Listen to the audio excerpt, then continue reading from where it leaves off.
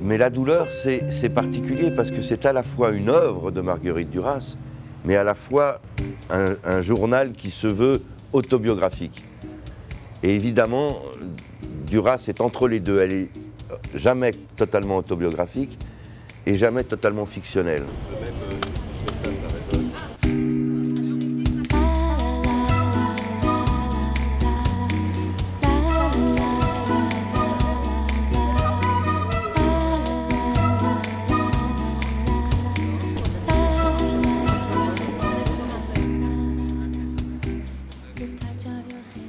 Donc c'est à partir de ces deux sources, la source fictionnelle, son œuvre, mais aussi sa biographie, que j'ai construit le scénario, vous voyez.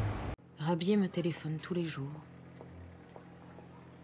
Les rendez-vous qu'il me donne sont toujours de dernière minute. Et c'était ça un petit peu le challenge du film, car quand on lit sa nouvelle, il y a cette double exposition. On est dans son intimité et en même temps, on a l'impression de lire un document sur l'histoire française, et il fallait que ça soit dans le film. Toujours à des heures également inattendues. Par exemple, 6h moins 20, 4h10.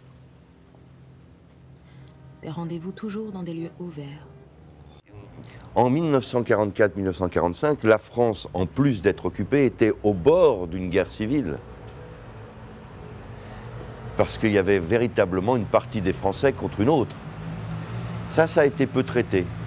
Et c'était formidable parce que on a accès à ça dans le récit de Marguerite Duras.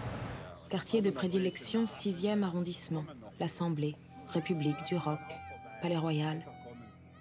Je me suis très peu posé la question en écrivant le scénario. Très vite s'est imposée l'idée que la musique de Duras devait être dans le film. Et la musique de Duras, c'est son phrasé, n'est-ce pas, et le vocabulaire qu'elle emploie. L'obsessionnalité, vous voyez, l'obsession qu'elle met dans l'écriture même. Il avance sur leurs données et il attend toujours assez loin de l'endroit du rendez-vous. Quand c'est dans la rue, il est toujours plus loin que l'endroit indiqué. À l'époque du scénario, un certain nombre de voix off étaient déjà posées, et au cours du travail, du tournage et du montage, on a rajouté, on a recomposé la voix off. Quand c'est dans un café, il est par exemple sur l'autre trottoir, mais pas devant le café.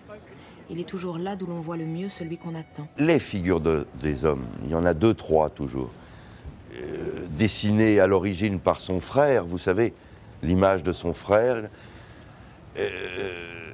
c'est pratiquement toujours les mêmes figures d'hommes. Il est toujours là d'où l'on voit le mieux celui qu'on attend. Souvent, lorsque j'arrive, je ne le vois pas. Il surgit de derrière moi. Pour interpréter le rôle, il fallait une double compétence, en dehors d'une compétence d'acteur. Il fallait, à l'époque, Marguerite Duras avait 30-35 ans, n'est-ce pas? Donc c'était encore une jeune femme, mais il fallait que... Et Mélanie Thierry est à la fois une jeune femme comme une poupée, très glamour, magnifique, et en même temps elle a cette maturité